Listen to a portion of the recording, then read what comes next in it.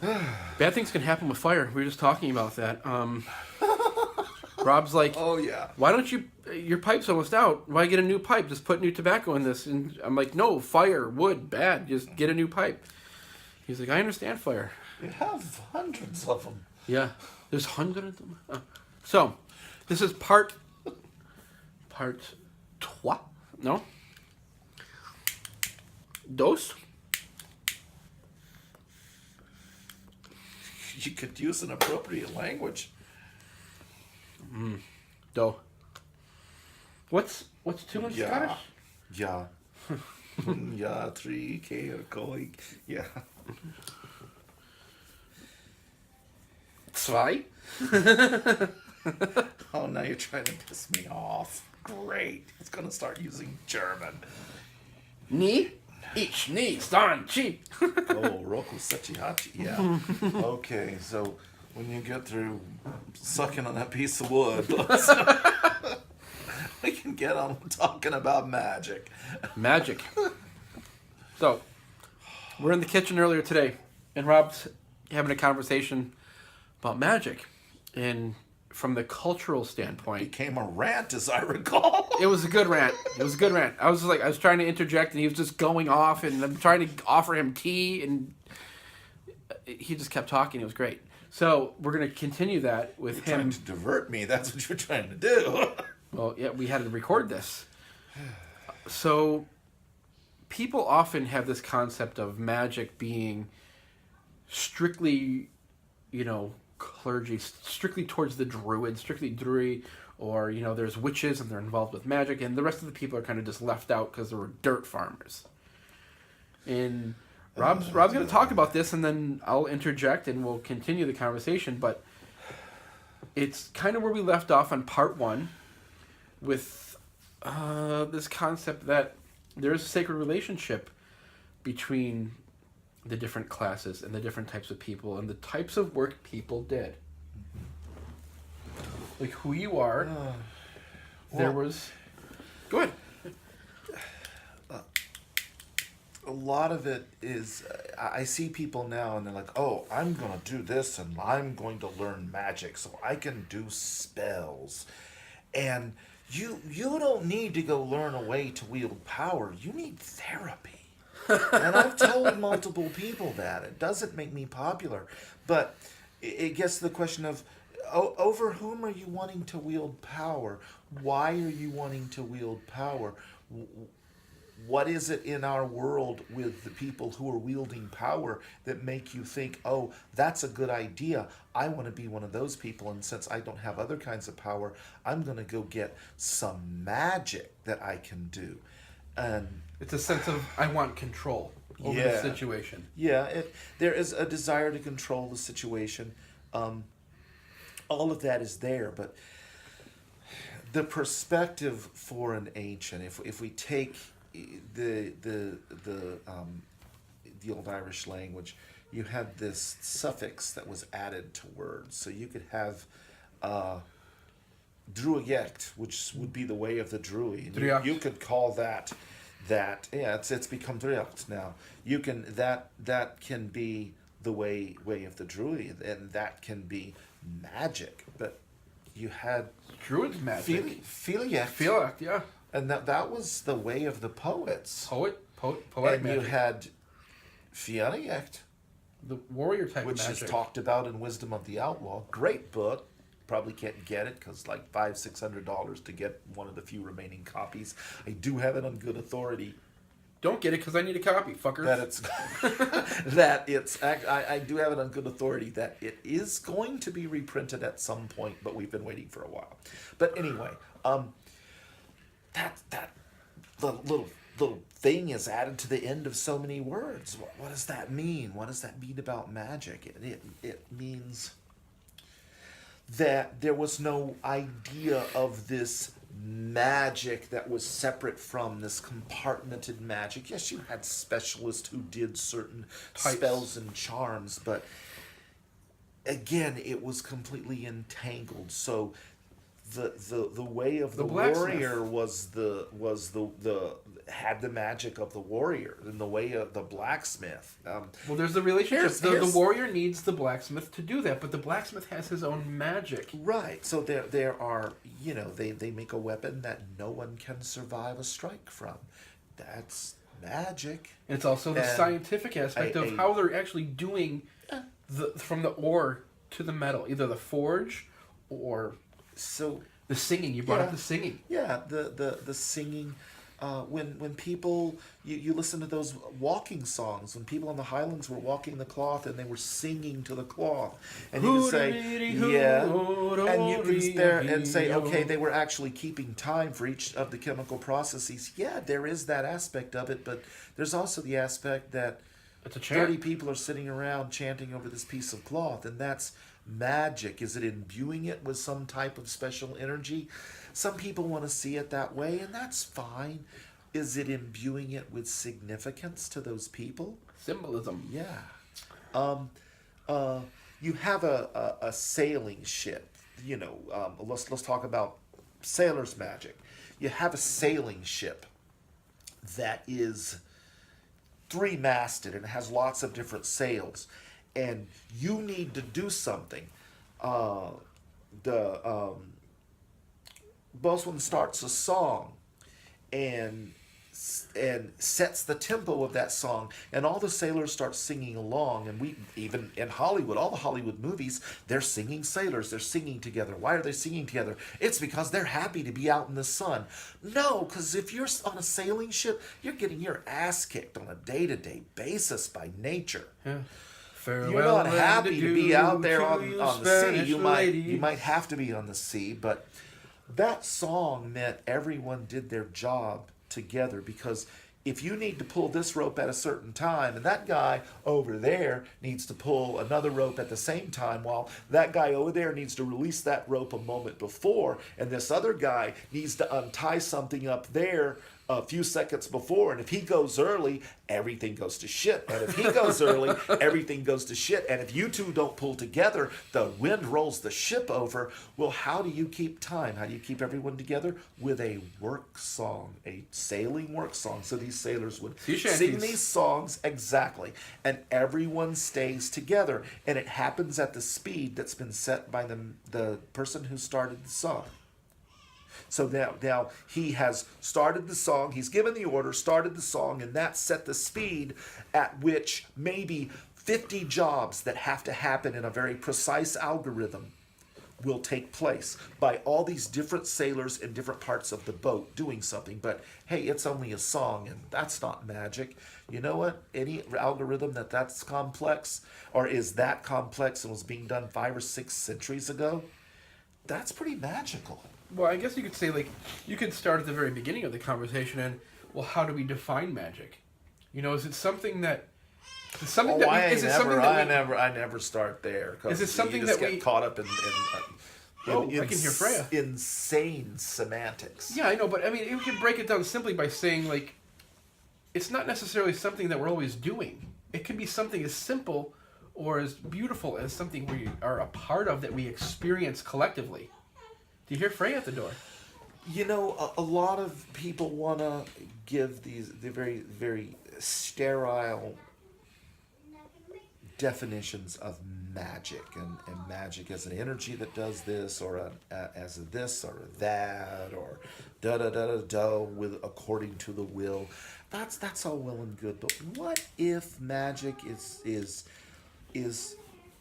mostly our sense of wonder at something that took place? Because I have children, and my son was born in the bed he was conceived in. One of my sons with a midwife, and I was there, and he was born with her guiding me into my hands. I got caught carrying in the bathroom floor. I know all the science there. I understand there is science there, but there is nothing more miraculous, more magical than that experience. So maybe the magic A lot of it is in its significance. Maybe the miraculous is in its significance, not in its improbability or its impossibility, not in our ability to do the improbable. Yeah, you have traditions like the kick and cut curse, the tanglefoot rug, things like that. That's all well and good.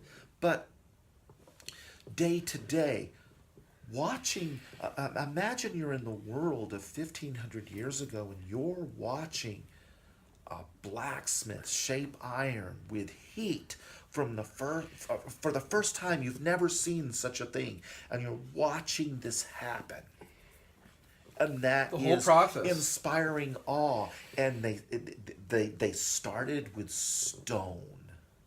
And how awe-inspiring was that? And that blacksmith of the 2,000 years ago, of that Iron Age blacksmith, it was the Bill Gates of his time. He was the person who controlled the highest level of technology that you had. And even until there are people who are alive today who were married in Wales by a blacksmith until recently. A blacksmith in Wales still had the authority to perform a wedding ceremony because their cultural standing was so high. So, does a blacksmith have magic? Well, we have lots of stuff in the myth where they made weapons that were, you could say, blessed or cursed. It depends on whether you're the one throwing the spear or you're the one unfortunately catching it. But there were weapons that if it hit you, you died. It dealt a death blow. Any blow from that weapon was a death blow. And that was because of something the blacksmith did. Think of this. You have a blacksmith, lives a few miles away from you, and someone comes to you and says, "Oh, the blacksmith, he's pissed at you." "Oh, how do you know?" "Well, he was at the fire and he was hammering a piece of wood, and I could hear the ring on the anvil, and he was singing something, saying something, or counting or chanting something, and your name kept coming up, and eventually he just turned towards your house, yelled your name into the wind, and threw his hammer in your direction as hard as you could." Did that just give you chills? It should have just given you chills. Why? What's the awe of the significance of a blacksmith's hammer? But if you're in an Iron Age culture, what's the significance of a blacksmith's hammer? Is that magic? That's his tool. Is that weaver? Is that magic? Is that person who's taking herbs when you're sick and not making medicines, because the idea of herbs being turned into medicine is a little bit more modern of an idea. For those people, it was nutritional medicine. They were making a concentrated food. They were getting foods that would help you and putting them together and making something for you to eat or drink. So it really was that approach to herbalism back then was very, very much an approach to, they fed you the right thing, the thing that would help you with this. So it wasn't like we think of medicines with modern allopaths where, here's a pill, take this, all better now, pay me. It was... No, I got side effects, I need another pill. Exactly. It was food. But was that not magic? Was there not a magic in that knowledge?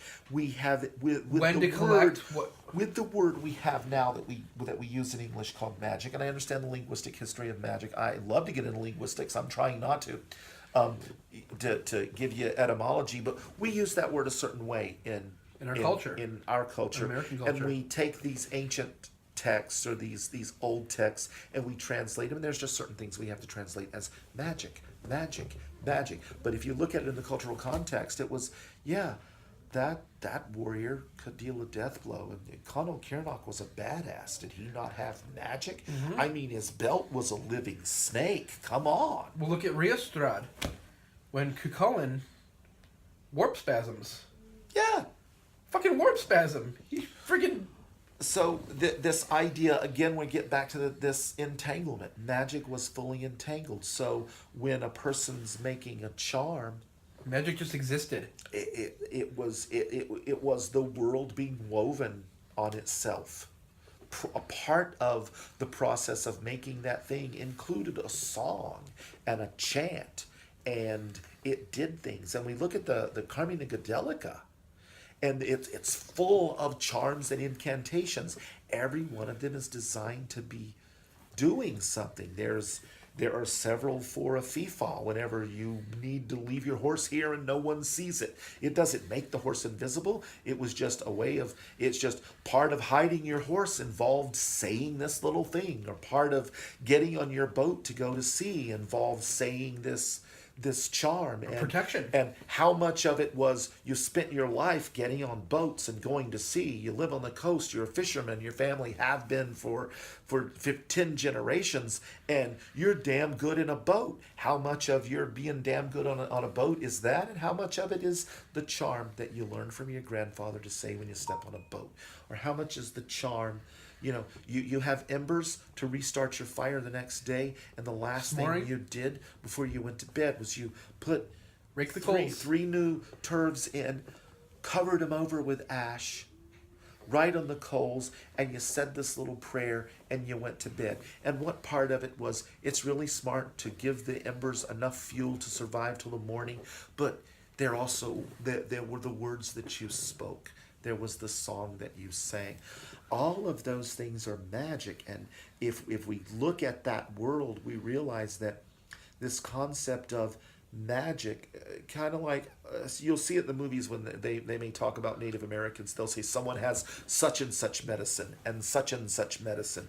And they're translating it as medicine instead of magic. But remember, they're translating it as a word in a language. And it might be a concept we don't really have very firmly in English. So we're translating these old Irish words, and they end up being translated as magic. But everyone had magic. They had something about their skill, their job, their role to play that was that part that gives awe and wonder. We were talking earlier about the goose boy. Right. A goose boy will strike awe into you, or a goose girl strike awe into you, that they can deal with the geese. I lived on a farm as a kid. I don't know if you've ever actually dealt with geese up close and personal. Oh, they're violent. Geese can be mean. assholes. Yeah. And goats can be assholes. Oh, yeah. And if you've got someone who's really good at dealing with geese, that's magic. I promise. Oh, they'll bite you. That's magic. And so you're talking about a world where everyone possessed this ability to weave certain types of charms into their work. And yes, you did have people who because it just existed, who were the witches who made special charms, and you had specialists, the fairy doctors who could help you if you had pissed off the other crowd and the good folk gotten a fairy's arrow in your ass because you'd probably done something stupid, or maybe comes over and says, yeah, don't build that there, move it over 10 feet, you're good. You build it there, you're done. Because they're tramping. So you had specialists who did that. And that was their magic. But the idea is it was existent and fully entangled throughout the world. Maybe a lot of what we're calling magic is the effects in quantum physics that our mind leaves imprinted on what's going on with quantum. You can explain it that way, because it really is magic, this special power that only these certain people who have gotten to their third degree in the grand poobah system of woo-woo craft, they now have magic. You didn't have magic before, but you now have magic because someone hit you with a whip. It's mind-bending. I had a teacher, my Bandrui, years ago when I was young and in my 20s, and she was fuck off. She was a lady of a certain age, very very knowledgeable. Was she hot? In her day, she had been mind-bendingly so. Yeah. Short, tiny redhead, who sold you would have thought was wonderful, and she would have brought harm to you. I like harm. I'm not sure if you would have liked that harm. Handcuffs are cool. You're talking about a woman here who was in the end of the 60s, during the 60s, became a NASA engineer who was a team leader, a female NASA computer engineering team leader building computers. You don't become that because you're a wallflower. She, very, very knowledgeable, well-educated woman. And she was talking to me one time, and we were having a discussion on magic. And she said one of the most ridiculous things she ever saw was she was part of a magical order, and they had done a rite, and she was washing some of the stuff, and she went to wash one of the cups, and one of the guys freaked out and yelled at her not to put it in the water because she'd wash all the magic off. And she just looked at it. She didn't even know what to say, because it's one of those cases of, I can't explain this to you because you already don't know.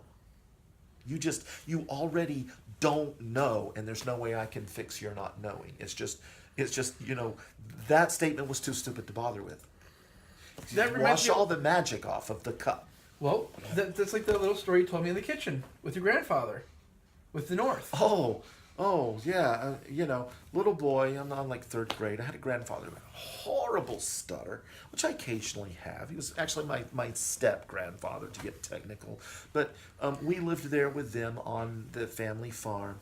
And at one point, he had an old weather vane, and it didn't have the letters on it. And there was a guy visiting, and it was a grown man, and he asked my grandfather, he said, that's an old weather vane. How long have you had it? And the grandfather was measuring in decades how long it's been there. And it doesn't have the letters. And the guy says, well, how long has it been broken? My grandfather he slowly got out, it's not broken, and gave him a quizzical look. And he said, well, how can you tell which direction the wind's coming from? You don't have the letters. My grandfather didn't know what to say, even with his stutter. He just, he had no idea. He just looked at me, and I got it. But I lived there. And he slowly got out with his stutter, North never moves. It was probably the stupidest question that anyone had asked him in years. And he just looked at me. Over there. Yeah, he just gave me this look that you give someone when you're dealing with, a very unfortunate child. This was the Deep South, so this was a bless your heart moment. This guy he just asked that question, bless his heart. It's just like, oh my God, how do you ask that? Don't you love the bless his heart? Yeah, I was in third grade, and I was like, I was politely saying, I'm looking at the barn, and I'm just like, how do you ask that? North is there. It's always been there. We don't move it. And my grandfather just slowly stuttered out. North never moves. And there's a magic there. There is a magic in that. There is a magic there. He could tell you when to plant your beans with the phases of the moon, and he could tell you when to plant potatoes with the phases of the moon, because turnips and potatoes had to be grown under the ground, and so they were planted the dark, and like garlic, and like a waning moon, and anything that was going to be grown above the ground had to be planted in a waxing moon. And my other grandfather, he had by his table side a Farmer's Almanac, a TV guide, a Bible, and a coffee cup. And they didn't have remote controls on the TV. I was the remote control on the TV. Oh yeah, I know. And he planted, and he harvested, and he fished, and he did everything. Cut his hair. He knew when to go to the barber because of stuff he read in the Farmer's Almanac. And you might say that's superstition, and I'm going to say that's just his magic. But look at those superstitions, sailor superstitions. Never straddle a rope. Why never straddle a rope? That doesn't bring you bad luck. It does if the wind shifts, that sail goes tight, and that rope whips taut and throws your ass overboard. Never put your foot in a coil of rope. Why is stepping over a coil of rope dangerous? Well, what if the guys throw in the anchor over at the time? I know of a case where that happened to a guy. His wife threw the anchor out of the boat, and his leg got tangled, and he went for a swim. So they knew the tides. It's bad luck to stand next to a mast on a sailing ship. If you're not there doing a job, never stand next to a mast on a sailing ship. It's bad luck. Well, that's a superstition. It's a superstition till a rope breaks loose up top and something falls, because anything that's tied at this end is tied at that end. And if it breaks over here, guess what it becomes? It's a pendulum that swings down and whacks the mast right where you're standing. So you're going, oh, sailors are superstitious. Never stand next to the mast. That's just a superstition. It's a superstition until shit starts falling. And then you're like, wow, who came up with that idea? I don't know. Some sailor centuries ago, probably some Basque sailor 2,000 years ago out of the Atlantic going, bad luck to stand there. Oh, there's no such thing as luck. Boom! Told you. Told you it was bad luck to stand there. Well, it's like I've done it thousands of times. Yeah, but when something shakes loose, you're toast. And these things are very clearly evident in some of our folk customs and our traditions, like when someone knocks on your door. Yeah. How do you and I deal with somebody that knocks on our door? Well, you got to remember, I'm a quarter Polish, and the Eastern Europeans are way afraid of vampires of all sorts.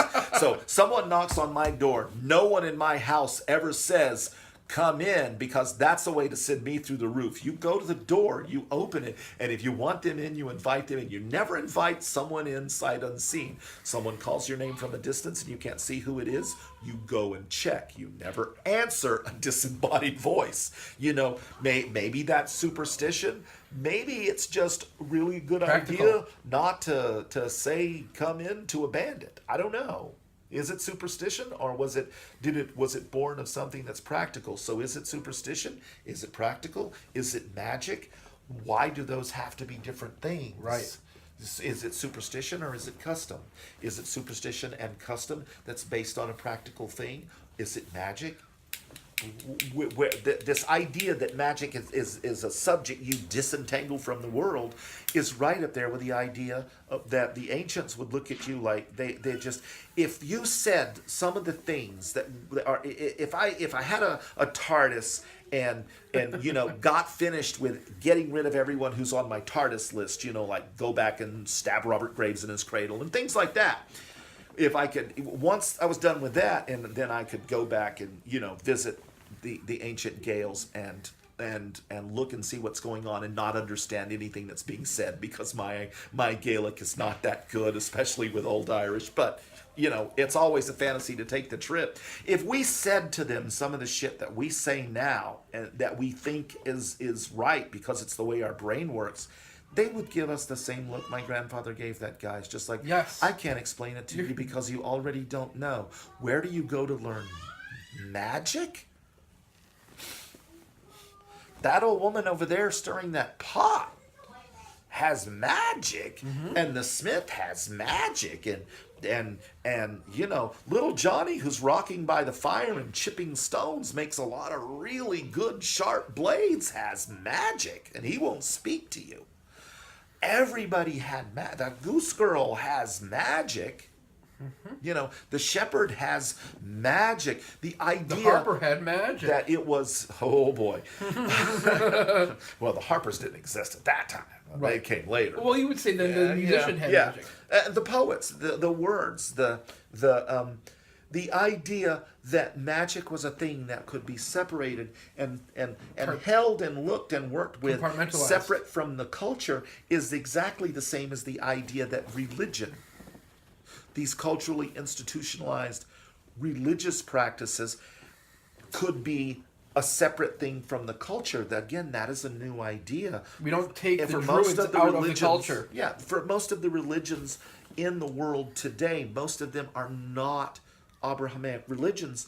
For most of those religions, it's just the way of the people. It's not a separate religion. It's just we would be better to say the cultic practices of so-and-so rather than say the religion of the ancient Druids, or the religion of the ancient, which I hate that word, but so do I. The religion of the ancient Celts, or the religion of the ancient Gaels. You know, it's not even a thing that exists. It's not something you can pull out and look. And I studied religious phenomenology, and yes, I can go down the list of what you look at with religious phenomenology to answer those questions, but it is not a separate thing. That's why we don't have a book of ancient Celtic common prayer, because it just wasn't the same thing. It was fully entangled. And there were so many magic different types. and religion were just fully entangled in what the people do. It was the opening of their eyes, the cry of the newborn, and the last rattle of a dying breath. All of those things were part of the religion. All of those things were part of the magic. And to just sidestep for a second, because you mentioned prayer. I've had this comment come up a couple times in other videos with, well, what are some common, prayers that would be used in Shintracht, or what are some common prayers that even the Gaels had? There's so many different types. Yeah. And not all of them are a formalized thing. Sometimes there's this spontaneous flowering of the mouth, the honey tongue of being in the moment and feeling it and just expressing it automatically. It just flows through you. But there are blessings. I mean, a lot of us have taken stuff from the Carmina Gadelica, Right. and people like to say repaganize. That's cute, but it was not gathered from a pagan culture. It wasn't gathered from a pagan culture of last week. Right. It was gathered from a Christian culture that had been a Christian culture for over 1,000 years. But it is in the language. And some of the things do seem to harken back to very early ideas.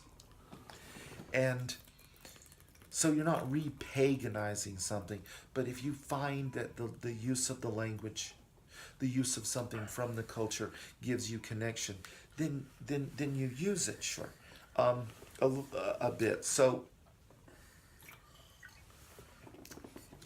some people use some of those. There's a song or there's a poem in there to the sun, Grian, and there's an excellent version of it where Kathleen McInnes, Gaelic, Kathleen McInnes sings it. It's beautiful.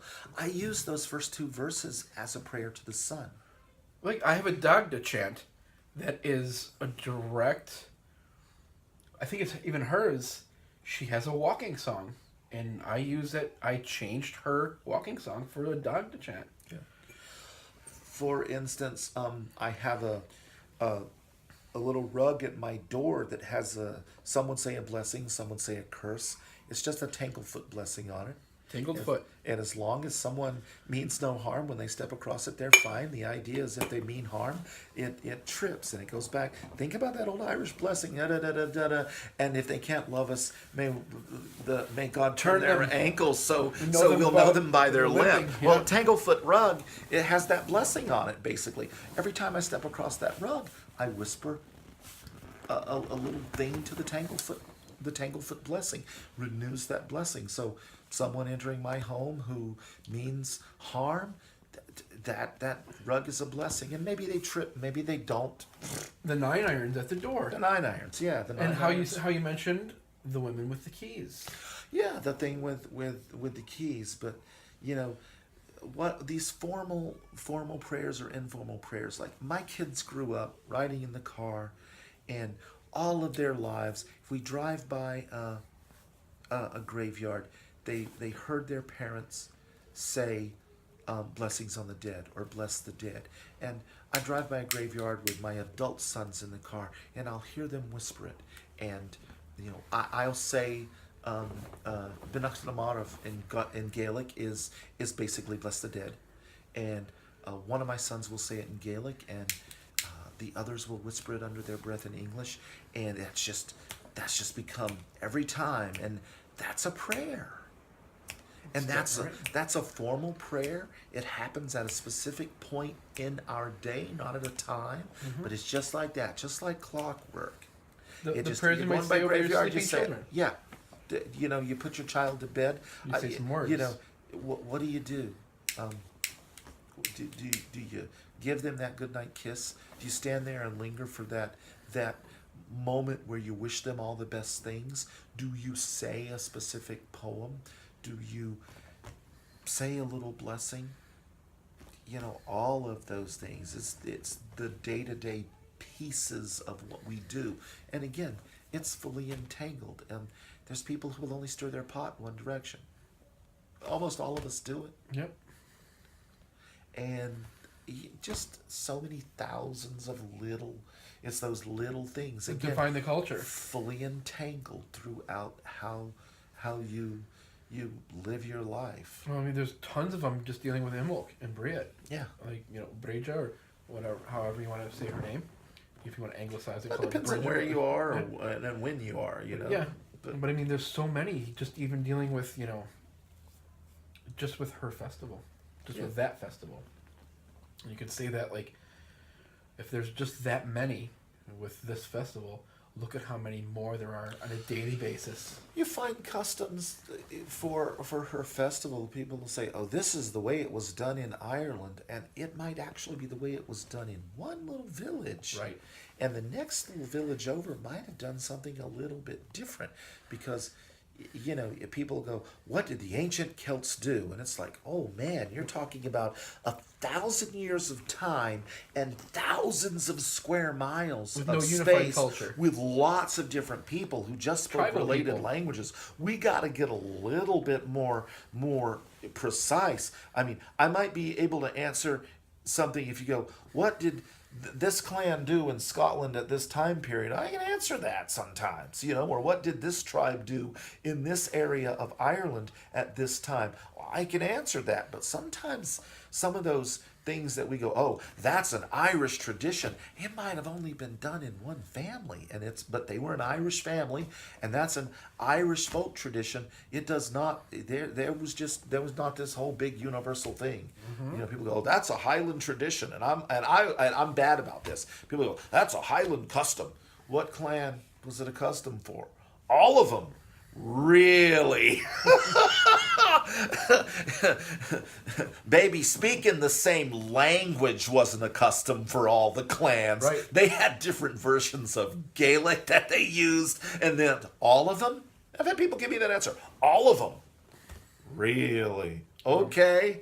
So sometimes it's like, where was that a custom? Because I have family who came from Leinster, and I have family who came from Connacht, and those people have some very different customs. Very and listen different. to them talk about one another. I know. They're like, those people, you're talking to somebody from Leinster, and they're like, some of the stuff those people in Connacht do. Would you believe that they do this? And everybody else like, no way. Everybody knows you're supposed to do that. Regional stuff. But I mean, since we're talking about... You get all... We're talking about thousands of customs. Right, we're talking about magic, and then we got to customs.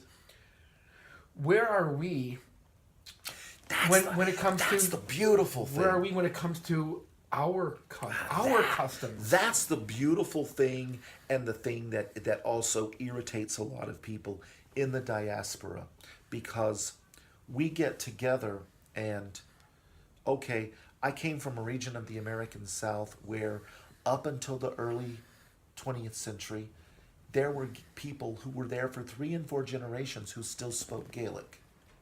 My grandfather did learn Gaelic from his father because his father was killed in a fencing accident when he was a baby at the beginning of the 20th century. So I decided to study it. But there were towns where Gaelic was the primarily spoken language in the Carolinas. Yes. Up until the 20th century, there were still people who that was their day-to-day language. In the United States, there's people still in Nova Scotia who have it. There's a massive area of Texas that was settled by people from Scotland. There are areas of the South that were settled by people from Scotland, and in the Appalachians. And look at the Northeast with Irish. Exactly, and we're getting together to revive or start doing again Gaelic polytheism. And the interesting thing is, you got a custom maybe from your Irish grandmother that was from an area of Ireland that from was Mayo. this, and I get a custom down through one side of my family that comes from the O'Tooles, and then I get a custom that comes from the Isle of Skye, where some of my ancestors were, and then I get a custom that comes out of the Le Cabre area where some of my ancestors were, and it's a little thing that's been kept alive in my family, and we meet and we get to know each other. And in the diaspora, we started adopting one another's customs. Yes. So people will go, "Oh, well, you don't have a complete set of customs because you don't have all the customs from this one region." Well, I have ancestors from a lot of different regions, Right. and if I learn something from this grandmother and I find out that this great grandfather did this, and I decide to start doing those things to honor my ancestors, and then I meet you, and it's like, what you're doing is a really cool thing, and that becomes incorporated. So what's happened in the diaspora, because the diaspora has, we have Scots and Irish in the diaspora, but then it's where were they from in Ireland? Where were they from in Scotland? They had these different customs.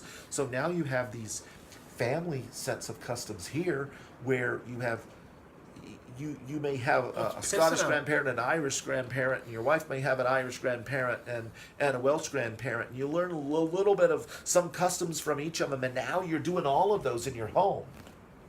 And that's what's done in your home. That's wonderful. And then we meet, and you got your family, and I'm watching you raise your kids, and my sons. Yep. And you've watched my sons, explode into these trees of men, and they've learned from you, and your boys learn from me and pick up these customs. In the diaspora, our customs are being, some people will say, adopted and cobbled together, but we're learning them from one another. They did that back then. They had to. People traveled and traded. Yes, and then at some points we're studying the folk material, and we go, oh, I have to start doing that. That speaks to me. Well, I mean, okay.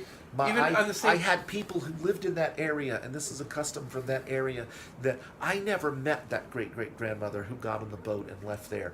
But you know what? At that time, her people did this there, and maybe she did it, and I'm going to teach that to my kids. So we start adopting them, and some people say, oh, that's cultural appropriation. Is it? No, that's not.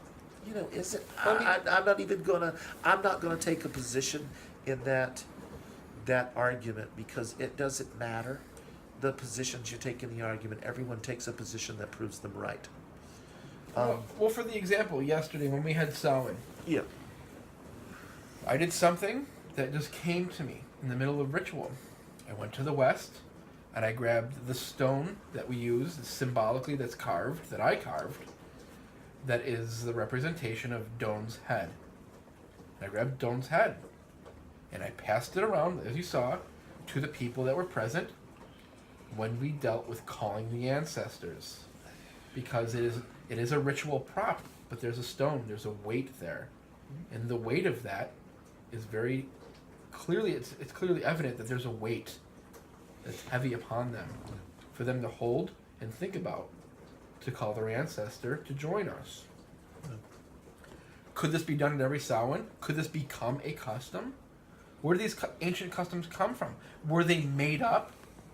Were they sometimes passed down? Were they inspired by other things? Did they also change over time? They were habits of things that worked. It's like, well, last year we did it this way and it worked really well. Let's do it that way, because that's how recipes are born. It's like, well, Yes. I cooked it this way and it tasted Yes. great last time, but I'm not going to let that become a custom, so I'm going to fuck it up this week. Right. It's like, last week I put one of those in it and it tasted really good. I'm going to put one of those in it again.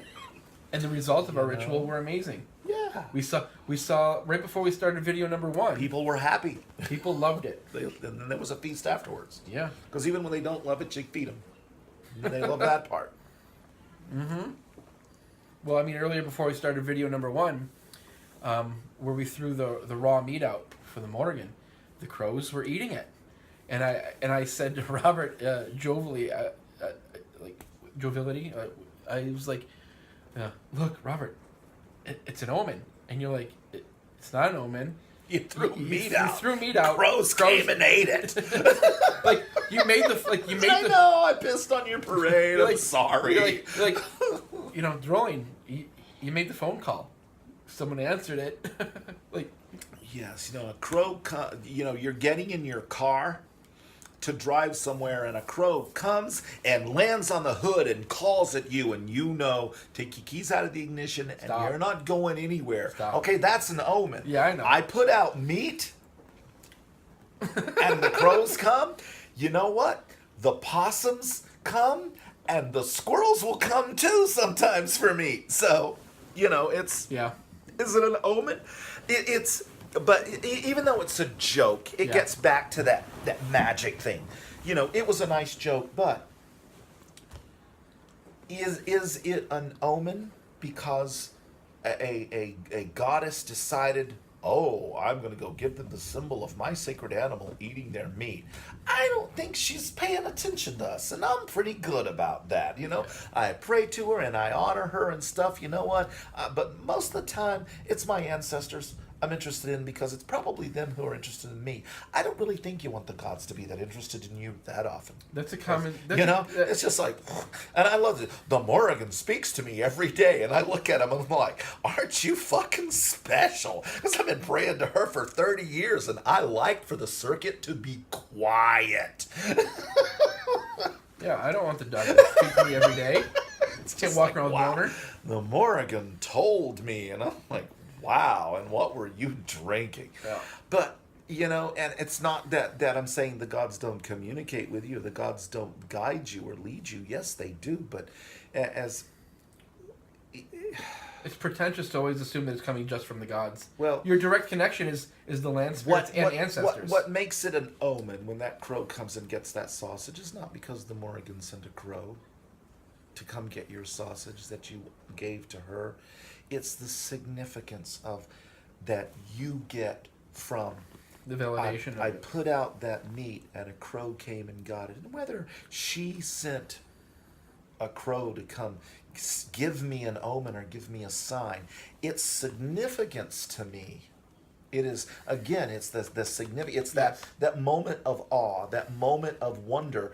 Yeah, you can scientifically explain the birth of a child. I don't care how good a scientist you are, but if you're standing in the room when your first child is born, it's magic. Oh yeah, I know. Because there's that sense of wonder, that sense of awe for a cosmologist who looks up into the sky and understands scientifically there and has no concept, no desire for there to be spirit. That person still looks up and gets that same chill giving sense of wonder and awe. They're getting it for a different reason, but they're still getting it.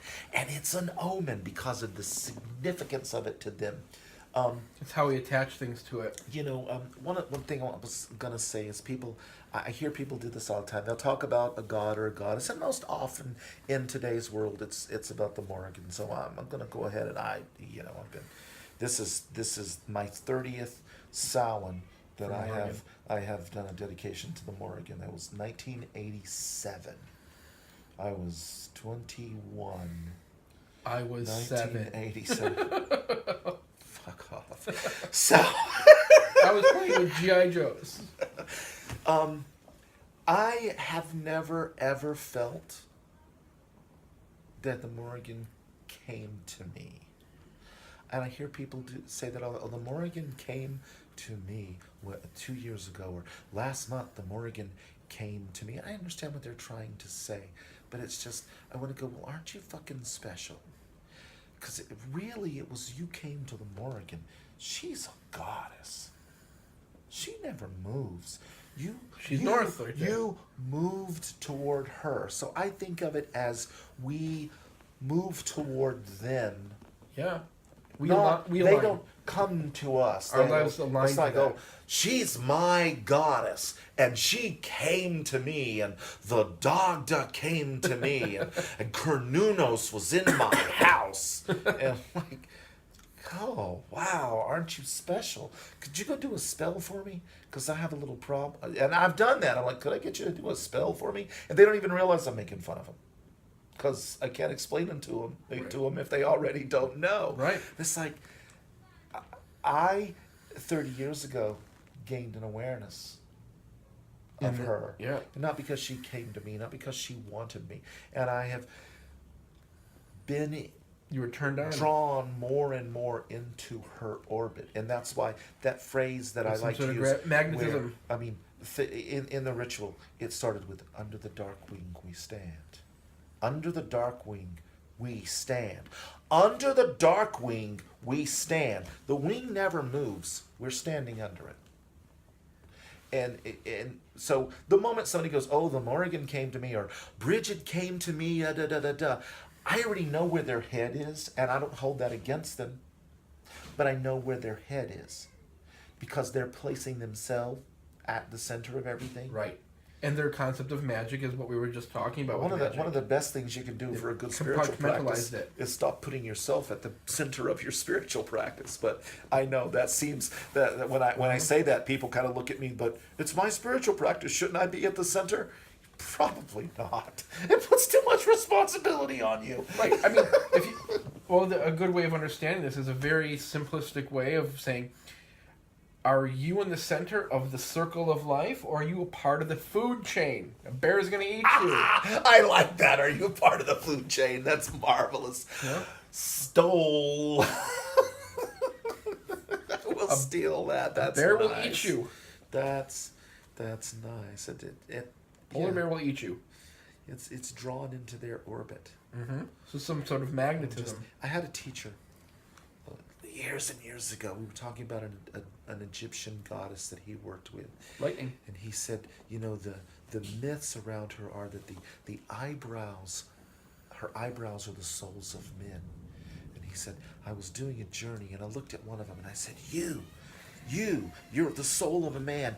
Why would you become a goddess's eyebrows? And he answered me, he said, because it feels good. That goddess didn't go and look for those souls. They came to her. And our gods are not, coming to us. They're not sending birds to us. Yes, we're getting information from them. We're drawn into their orbit. I'm just checking the time. We're about 50 minutes. Oh, are we? Yeah. Okay. We could go a little bit longer on this one. Let's we're talking about the gods. Well, there's some people in pagandom we haven't offended. I don't care about offending people. I care about accurately talking about what we're about, so people at least know what we're about. Not if this is a judgment on what someone else does. Even though I will say, some people say and think some really stupid things, but I say that about politics and about medicine. When people go, oh, I would never give my child that kind of medication for ADD. Maybe your child needs it. Maybe that's why the doctor prescribed it. Maybe there are cases of it being overprescribed. But just because maybe a medication's been overprescribed, your child might need the medicine. And, when you said that, maybe the next person over has to give their child medication, and you just made them feel like total shit that they can't get their child to hold it together without taking medicine. So that's a situation where people just need to shut the fuck up. Like a good leader. And people do that with spirituality all the time. They're like, oh, well, it's got to be, oh, no, no, no, no. I was like, you know what? Why? Who made you the grand poobah? What did they initiate you as the great witch queen grand poobah of all paganism, and now you set the tone for everybody? I am the Atlantean crystal shaman druid mage. There you go. But you know what? If you don't train your dolphins right, it's just not going to work. I mean, we're just talking about the gods. I would say that it's a fair assessment that how we as hard polys, you would say we're hard polys. Well, that could be taken a lot of ways. I'm not denying anything. I'm just saying that could be taken a lot of ways. Wow. Yeah, we just... hard polytheists. That's kind of a modern term for polytheists who are have the opinion the gods are real. They're not archetypes. We don't think of the gods as these Jungian pieces of our own psychology. We're not actually praying to our own minds. Right. Right. Although there are some people who do, and that's fine. You want to pray to yourself, go for it. Well, I don't think that those people pray in a sense, but how we view our deities is much different than other pagan traditions view deities. We're more apt to have a relationship with them where it's like you shake their hand or you give them a hug. There's no genuflecting. There's no bowing. There's no placating of, I must...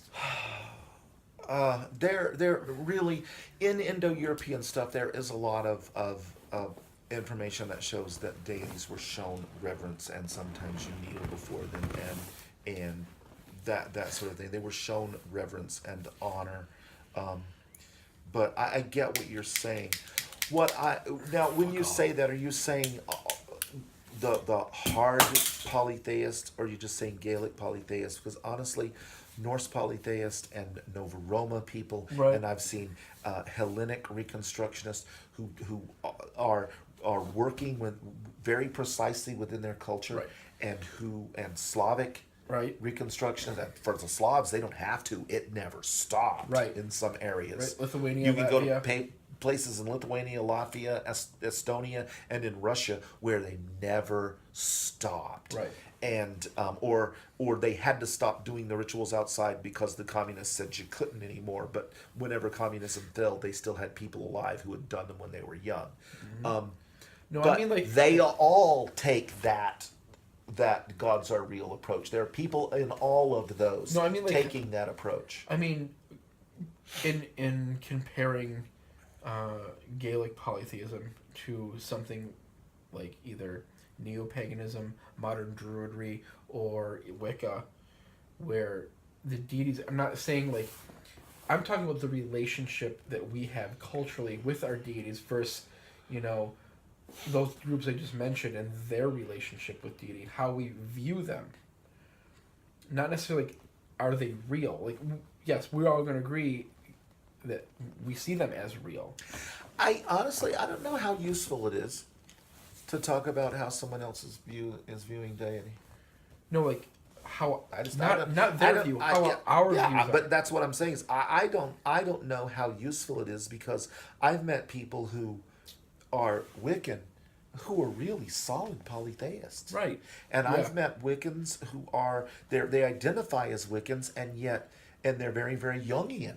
That the gods are all just archetypes of this one Sure. thing. So I really can't compartmentalize their beliefs enough to really speak to it. I can say in the modern pagan movement, we have this wide gamut of different takes on deities. Right. And I can say that within the Celtic Reconstructionism and within Gaelic Reconstructionism, Gaelic polytheism, which is, you're tightening the circle. Right. Celtic Reconstructionism, Gaelic Reconstructionism, Gaelic polytheism, and then you have the Shintrok people. Yeah, right. And they're like within Or Gaelic Kindra. polytheism, the Shintrok people are pretty much the tribalists. Tribalists. And I know some people have some really negative connotations with that, and that's not the subject at hand right now. But real community oriented. I can talk about our view. I can talk about Gaelic polytheist view. And I've been working in Celtic Reconstruction for 30 years, so yeah, I can speak to that. But when we start talking about general neo-paganism, the views vary so much that at this point it's become useless to talk in those terms. It's kind of like when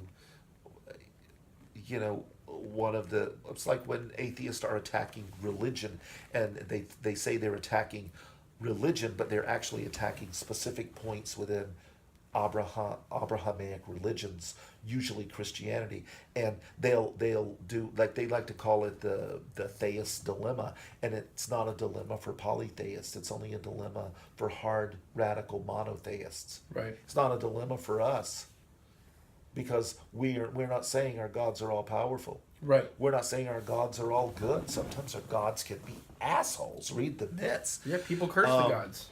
And we don't say our gods are omniscient.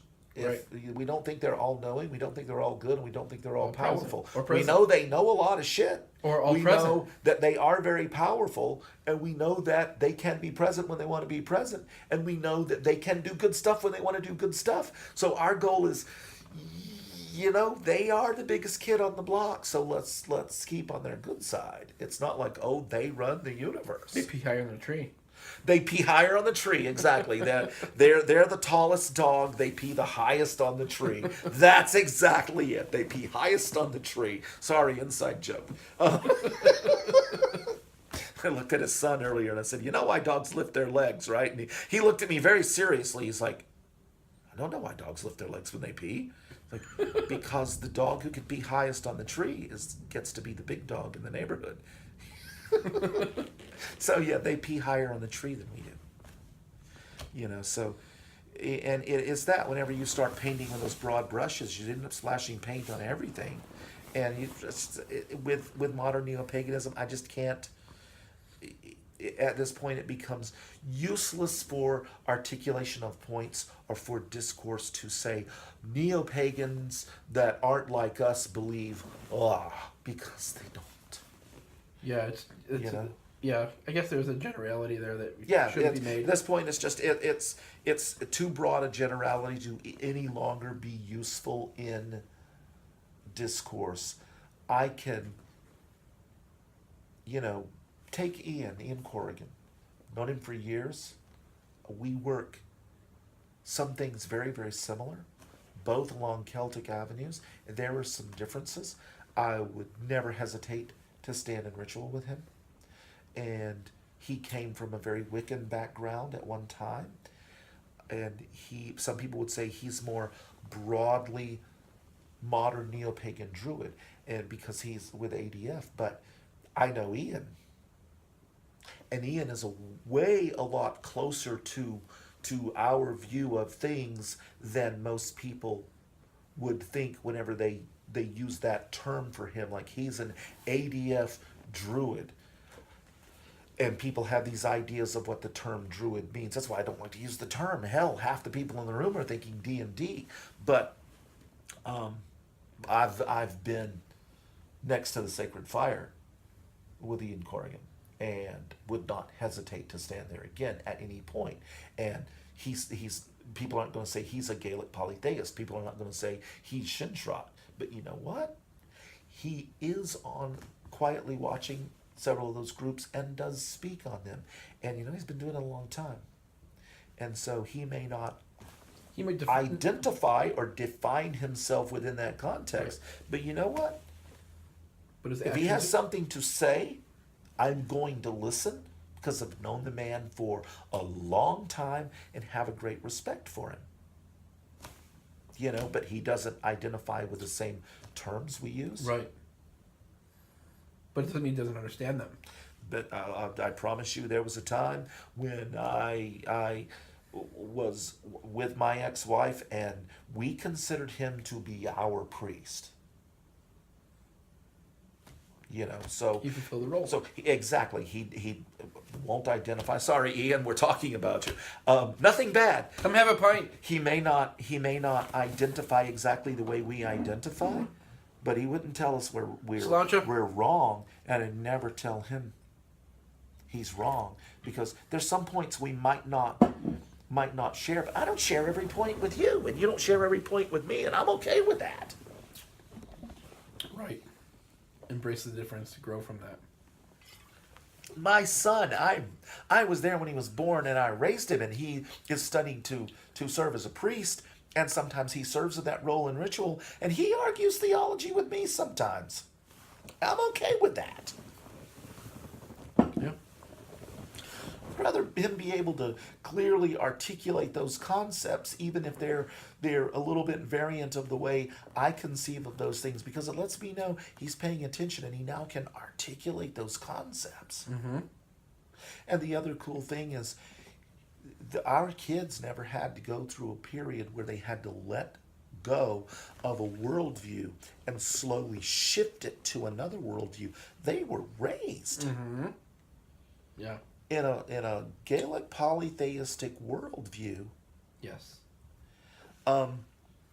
And they never had to make that shift. Their mind works that way from the get-go. They didn't have to struggle against things and relearn things and relearn how to conceive the world.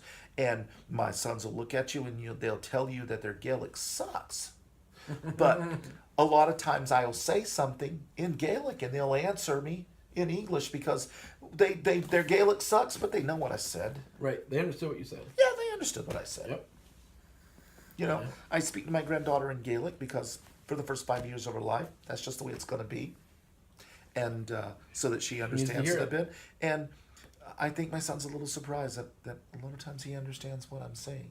Even if He you'd remembers have it. asked him, how do you say this, he never would have been able to do it. But I say something, and he's like, that's, and you can see in his eyes, he's kind of going, that's what he said. You remember you saying it. You know, Yeah. and I've heard him even repeating stuff under his breath in the distance, because when he was a kid, he never cared. But now he's got a little girl, and he suddenly cares. Yeah. But our kids have grown up that way. I hope we didn't fuck them up. Mm-hmm. I'm sure that we did. Doesn't every parent? Oh. However hard we try, we do things that fuck up My our kids. Kids hear, oh yeah, my kids hear me say shit about the job. You can only try your best. I guess I should even try. The best? I should just try. I know. I just do. I just am. Just live it, and if they're around it. Yeah, see, I'm way more anal than you. Yeah. Yeah. But we balance each other out, and it's wonderful. Yeah. Well, guys, I hope you enjoyed this chat. It's a little long, but I think it's well worth it. There's some value there. I'd like to thank Robert for coming over for Samhain and for at least doing these videos with me for you guys. And I guess when I make my way towards him, or when our friend James comes over, we'll get him on the videos. And I have some other friends. Oh, that'll be fun. We should do a video with How many you. beers do we get in him first? James doesn't need pints. No, he doesn't, but it can still be more entertaining. If it's James and you and I, that's one hell of a chat. Yeah. You haven't had him standing in your living room going, Rob, if you want this guy out of your house, I'll throw him out now. Yeah. And the guy's in the room going, is that Irish guy about to hit me? If you don't shut up, it's probable. But you need that warrior in your circles. Yes, We you have do. we have Yes, ours. you do. We have ours. So Oh, yes, you do. we have Robbie. We have Zach. Yes, you do. All right, guys. Thanks for joining us, and slangafol. Slanchima.